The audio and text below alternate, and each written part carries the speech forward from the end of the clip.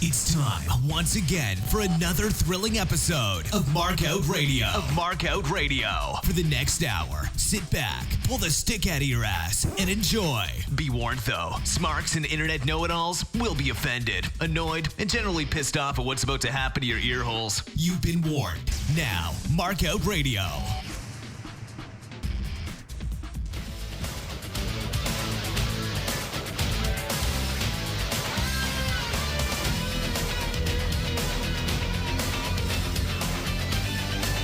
All right, welcome back to Markout Radio. It's your boy Dark Fox here again with you. Oh, wow, am I in need of hitting a tanning bed? Jesus. Sorry, I will tell you, I'm like alabaster at this point. Got to get out of the house. Baseball season starting up. Start putting on a little fake and bacon. Start putting on that tan. It'll look dope. Ish. It's still gonna be a fucking white boy. All right, this is Markout Radio Goes Nitro, episode 76 for February 24th, 1997, out of the Arco Arena in Sacramento, California. Hosted, of course, by Tony Schiavone, Larry Zbyszko, Mike Tenay, and Bobby the Brain Heenan. Now, before we get into Nitro last week, which was homework for you guys, so I hope you did it. Super Bowl 7 came out of the Cow Palace in San Francisco, California, with 13,324 in attendance. 12,145 actually paid to be there for a gate of $183,000, $649 and $93,000 in merch sales. It had 200,000 pay-per-view buys, which blew NWO's sold out right out of the water in every conceivable fucking way. It was a very good pay-per-view and gets a score of 4 out of 5 from Markout Radio. Now, listen, let's get into this week's episode of Nitro, shall we? All right then. There was a dark matches this week. Joe Gomez defeats Hugh Morrus, and Pat Tanaka defeats Ultimate Dragon. Now, you'll understand in a little bit why I'm bringing up the dark matches when I normally wouldn't. Because, let's be honest, they're dark matches. Who gives a flying fuck, right? But there is actually a reason this time. Now, let's get into the show itself. Nitro wins the ratings war that is a war with their 37th win in a row with a 3.0 to Raw's 2.5. There are 8,856 in attendance, with 6,762 actually paying to be there for a gate of $104,418. Now, listen, the show kicks off without the usual intro, which, listen, sometimes it's being done because it's being trimmed out of the network and out of Peacock. Tonight, though, it's actually done on purpose. I have no idea why, but it was actually done on purpose. We get straight into the action with Tony sounding like he's doing play-by-play from a hotel room. Now, I will be fair. I have OCD issues. I have audiophile issues. If you listen to the show the millisecond it comes out, or listen to the show when I have problems with the audio, meaning that it's picking up my... well, before I say that, let me make sure it's actually picking up. Okay, good. Because it drives me crazy. Every now and then, my webcam here has a microphone on it. And every now and then, my software that I'm using to broadcast fucks me and decides to switch it just on its own for fun to the audio from that camera, which, oh God, my OCD. Oh, whew, Jesus. I get triggered like a little snowflake. Now, like I said, we get straight into the action with Tony sounding like he's doing play-by-play from his echoey ass hotel room. Larry's headset's fine, but Tony's was overmodulated to the point where his voice was 3 octaves higher than it should have been. They did sort it out during the first commercial break, but the CNN hand-me-down trailer is fucking them over a little bit. But he was wearing a very lovely sweater this week to go on the air. You know, up until this point, the WCW has been very careful, and so much so that Larry Zbyszko gets in shit every week for showing up in his fucking Hawaiian shirts to put their announcers on the air with blazers on and shit. But here's Tony this week, literally looking like he just rolled out of bed like a fucking teenager. Anyways, first match of the night is Public Enemy, Johnny Grunge and Flyboy Rocco Rock with his new rockin' hair shaved off look. Defeats Jeff Jarrett and Steve Mongo McMichael. I gave that one 3 out of 5. Now, for those of you wondering how the fuck Jeff Jarrett and Steve McMichael end up on the same team together, well, you should have watched Super Bowl 7, I guess, because the whole point of the Jeff Jarrett Steve McMichael match was that Jarrett gets to become a horseman if he beats Steve McMichael. I don't know at what point Steve McMichael became the litmus test for being a horseman. I'm not quite sure how that happened. I'm not sure why that happened. I mean, once upon a time, you had to beat Rick or you had to beat Arn, but now you've got to beat Mongo.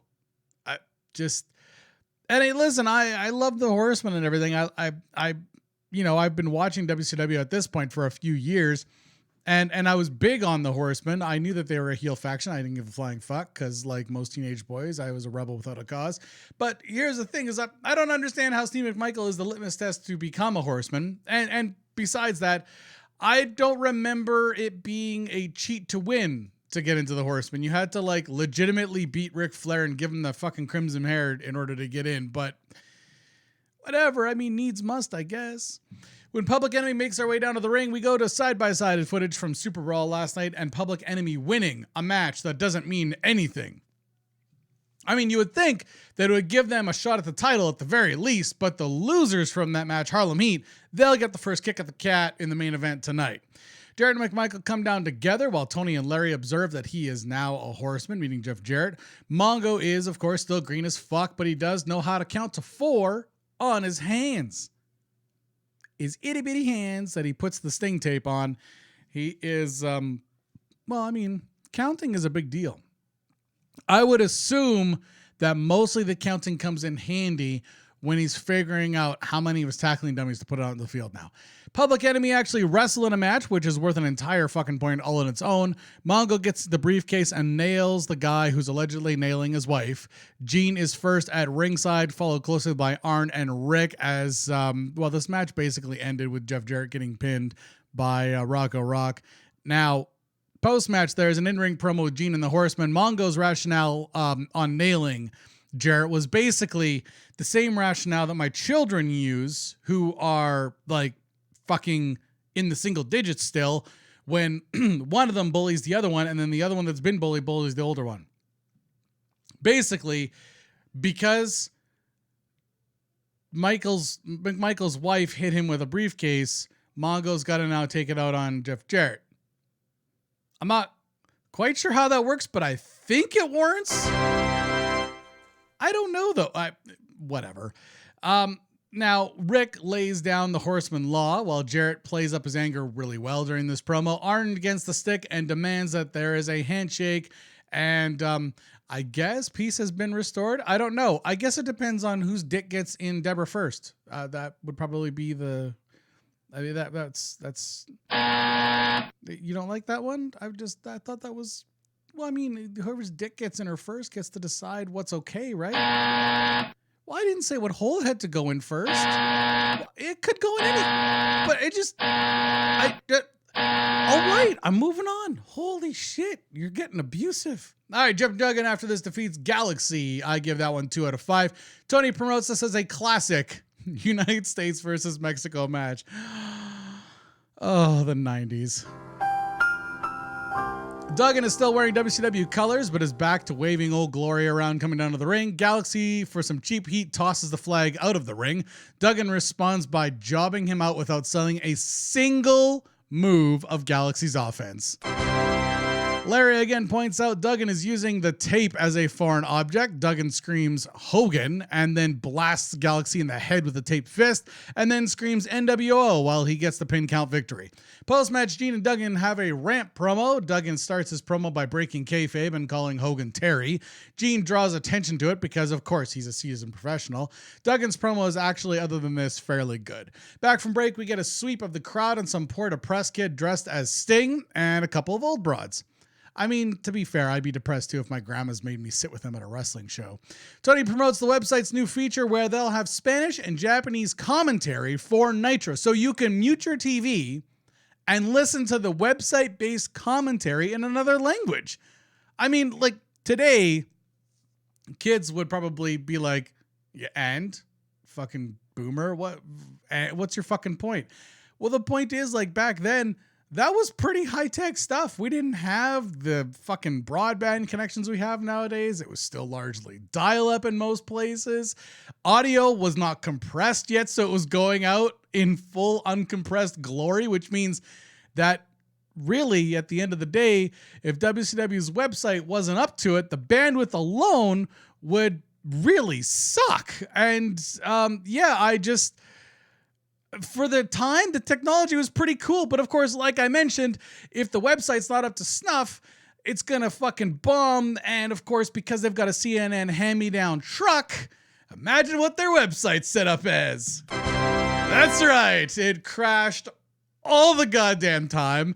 It was as buffering. If you're annoyed by buffering when you're watching your fucking YouTube shows, kids, imagine you're watching crystal clear television in all of its 32p glory, and you might as well just put on English again and call it a day, because at that point it doesn't matter. Because if you've ever listened to Spanish or Mexican announcing or Japanese announcing, you know that they're not exactly subdued with their announcing. Taking a bump of Coke before a show was not exactly something that Tony invented.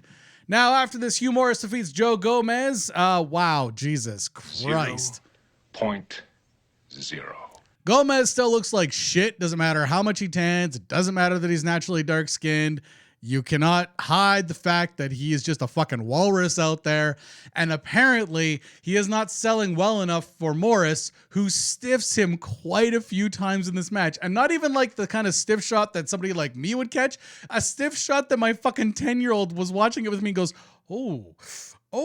geez, that's not how that's supposed to work, is it? No, it's not, kid. It's not. That's not how it's supposed to work. So apparently Gomez was tired from his dark match and was not selling like shit for Hugh Morrus in this match.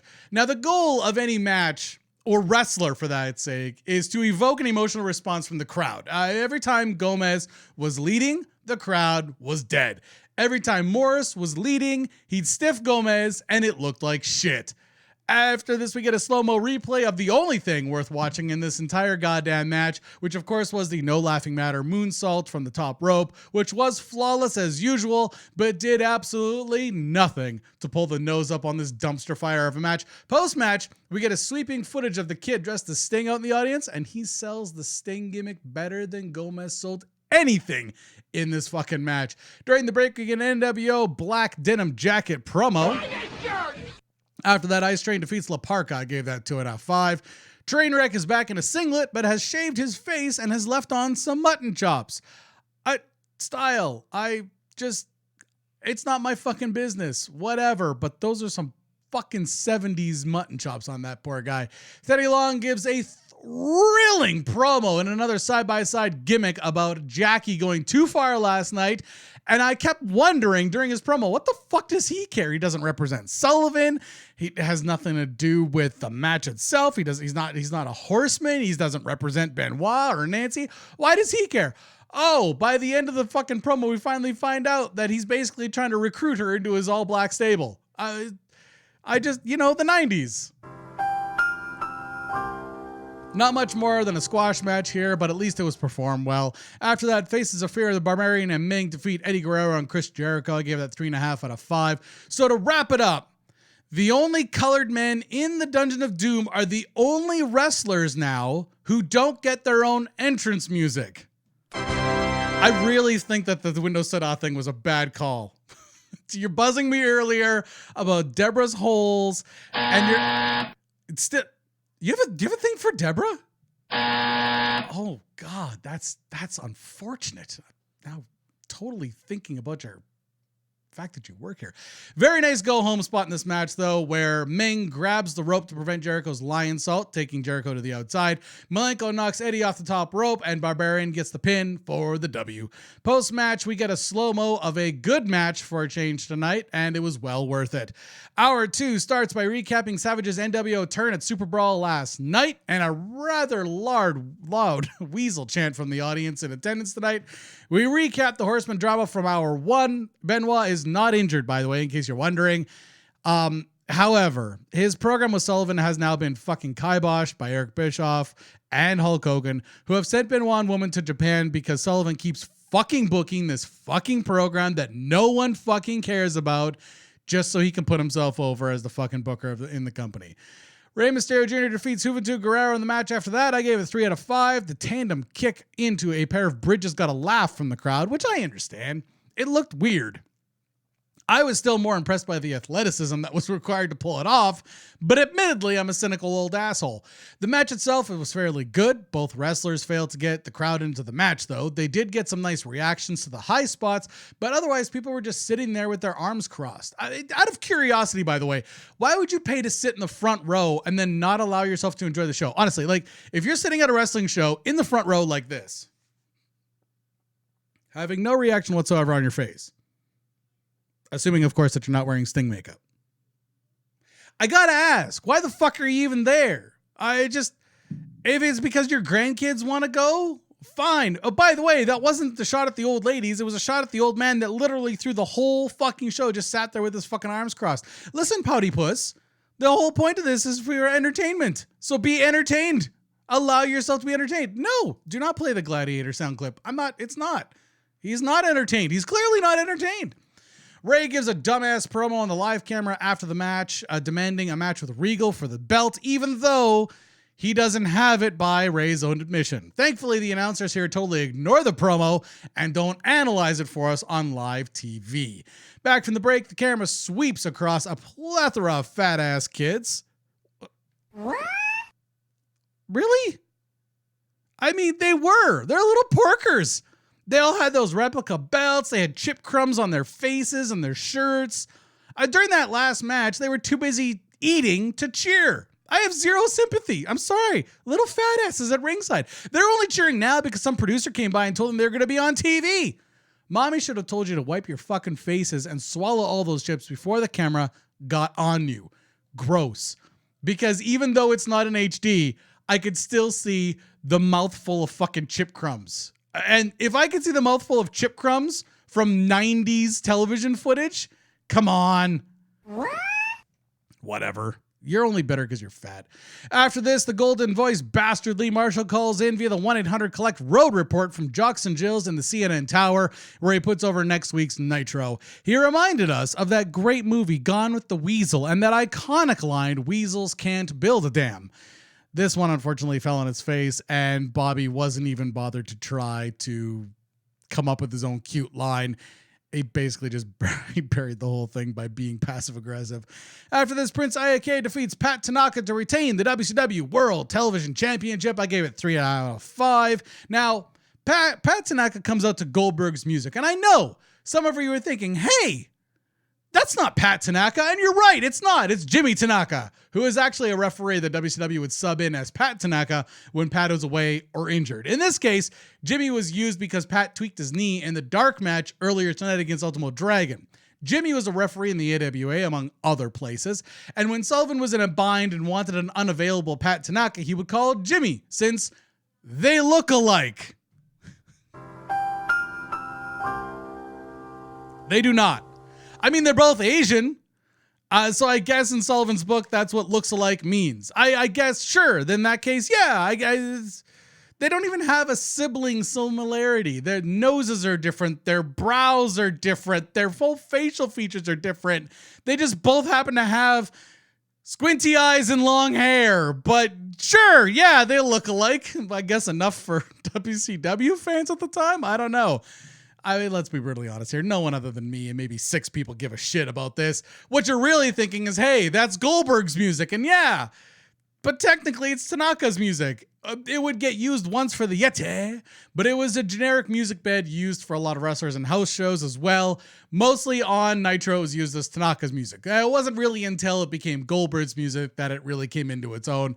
Probably because Goldberg's entire entrance utilized the beat and the flavor of the music. So, yes, Jimmy Tanaka playing Pat Tanaka on this week's super racially sensitive episode of Nitro is using Goldberg's theme song. Anyways, while the Prince does his little dance, we recap Super Bowl 7's results from the Prince Iaukea versus Rey Mysterio match from last night.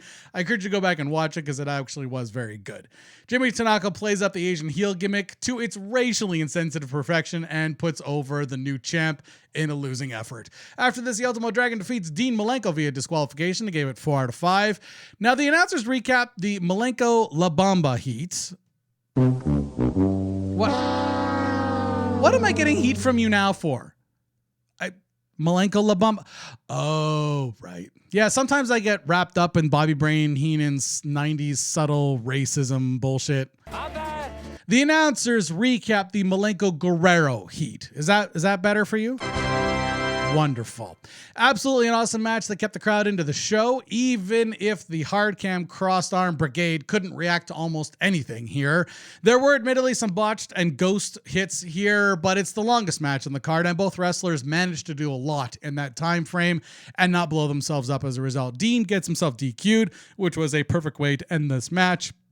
Plays into his frustration gimmick, and it doesn't bury Dragon in the process. Now, let's see if he can sell this frustration gimmick in his rant promo to follow. Post-match, Gene rant promo with Dean Malenko. Nope, he didn't. Oh, you thought it was a good promo, did you? Exactly. It was garbage. You know it was garbage. Gene's gimmick is being the Iceman and being smart. So if he's going to sell being frustrated and not cool as ice, he also can't simultaneously have become a moron. Are you telling me that the announcers and the audience are the only people who can watch a pay-per-view? There were dozens of different ways to play this, and all of them are better than Eddie tried to steal my belt, which will only make sense if Eddie starts driving Cholo cars like he does later in WWF. Until then, though, his gimmick is honor and being a super babyface. What would have worked better here is that Dean understands Eddie meant well, but mind your own goddamn business, Eddie, and stay out of mine, meaning Malenko's. I don't need you. I don't want you. Stay in your own lane and worry about your own fucking neck. Now, I want my rematch against Six for the fucking Cruiserweight title, and we can pivot to that feud. It could have been delivered in his even goofy, underwhelming Malenko way, and it still would have gone over better than Eddie, the super babyface, tried to steal my belt. Oh, fuck. After this, Diamond Dallas Page versus Dave Taylor ends in a no contest. I gave that 3 out of 5. Back from break, DDP's music hits as Tony promotes the next WCW pay-per-view uncensored and recaps last night's match between DDP and Buff Bagwell. Hall and Nash come down to ringside and turn DDP around as they get into the ring so that Savage can come down. And he comes down with spray paint in hand, looking all sparkly, and waffles DDP from behind with the spray can. As Savage is having a love-in with Hall and Nash, some idiot from the crowd gets into the ring. He goes unnoticed for a fairly decent amount of time until Hall gets his hands on him and he blasts him with a couple of hard-way forearm shots. Then Savage runs across the ring, nails him with a couple of times before Nash tosses him out between the middle and top turnbuckle. The guy bolts from ringside in a fairly athletic way and leaps over the barricade, disappearing into the crowd as a dozen security guards give chase. He makes it up into the stands pretty far before a yellow shirt security guard grabs him and he gets nailed by WCW security. Back in the ring, though, Savage sprays tiger stripes on DDP instead of NWO, and after he gets his goofy little shirt, Hall and Nash flip over DDP so Savage can drop the elbow on him, and then we go to break. Now, during break, Savage drops a couple more elbows on him, and coming back from break, there's an in-ring NWO promo from Hall, introducing first Savage as the newest member of the NWO, and then calling Hogan out to the ring. Now, there are two great things with this promo. First of all, Hogan never gets the microphone. And that also means that tonight's show's not going to end in another fucking boring Hogan promo. Hogan hours suck. The second thing is that Macho and Liz are reunited and she's escorted out by DiBiase and Bischoff. She's smiling for a change. This is nice because I'm not going to say that Liz looks prettier when she smiles because that feels horribly sexist in today's world. But I am going to say that it's much more interesting to see Liz not being dragged around like a beaten. I'm just going to leave the rest of it as is because I feel like I've already gone too far. Uncensored promo during the next commercial break. No matches yet, just Hugh Morrus putting over the pay-per-view. This is followed by the main event-ish of the night. Harlem Heat, Booker T, and Stevie Ray versus Lex Luger and the Giant. This ends in a no contest because it's not a match. It's a fairly decent promo, though. I kind of would have still traded it for an actual match to end the show, though. Sherry has to slow down Booker T and Stevie Ray since they yet again are walking too fast for the pyro that comes up behind them. After Lex and Giant comes out, Eric comes back out. Tony assumes that he's going to strip them of the belts as the whole NWO follows Eric out to the ring. Now, for once, his gimmick to strip the belts is going to make sense. Luger wasn't cleared by WCW to be in that match. He got involved in the match, used the cast on his wrist to set up the victory-ish here. So it actually kind of makes sense, and not even like in a wrestling thing. You just watch it as like a story being told, and it makes sense, right? Luger's response to this, though, gets a hell of a reaction from the crowd. He is willing to surrender the titles. I don't know why he needs to surrender the titles, since fucking the Giant is the one that won the titles. Let's be perfectly honest here. But Luger's willing to surrender the titles since he's the one that is being pushed hard by WCW. Holy shit, right now. So he is willing to surrender the titles as long as they can have a rematch at Uncensored where anything goes for the belts.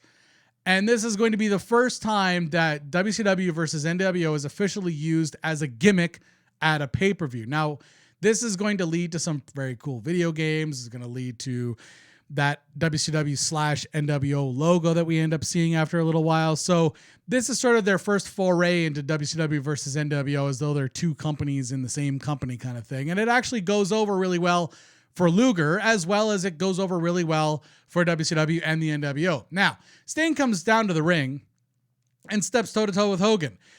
All of the NWO are sort of behind him as he sort of turns to face Hogan, and Hogan slowly hugs Sting as he appears to join the NWO very nonchalantly. Overall, though, this was a fairly good Nitro. Marco Radio, we give it 3 out of 5. When you compare it to the train wreck that was Raw, we'll definitely see a bump in the numbers next week. This week's Nitro starts setting up Uncensored, which is great. It lays the foundations of the WCW versus NWO gimmick that will carry the company for the next few years, including some very decent video games.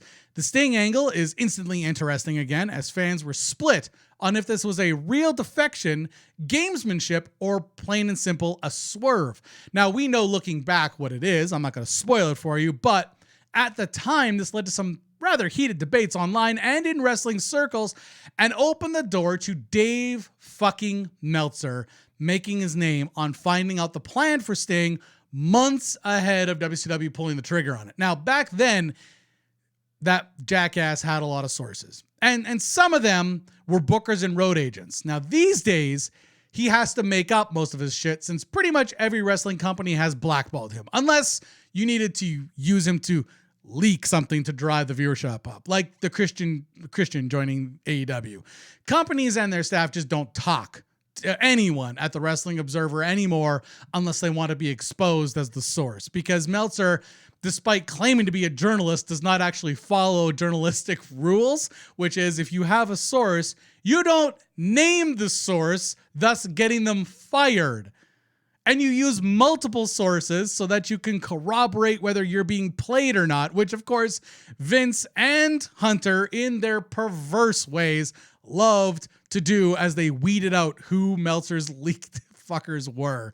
Now, this leaves poor Meltzer to fabricate most of his stories, swerves, and dirt, which even if he does tiptoe close to what's going to happen, the bookers just change their plans anyways and make him look like an idiot. And then he has to go on the air claiming that he's the victim again, which is a fairly common thing to do these days. Anyways, this is going to be the last time that I talk about that fucking retard on the show, by the way, mostly because he's more gross than even the worst promoter I have ever heard of. Now, Uncensored is going to be a quick build with only 3 weeks of TV to build and put over the card. With the ratings steadily going up, though, I think we're kind of in for a good ride. Well, that was an abortion of a show. Should the mood take you, check out markoutradio.com and leave a comment. You can also find links there to our Facebook, Twitter, YouTube, and Stitcher channels. You can even leave a voicemail on our Skype. Just click the links and share them.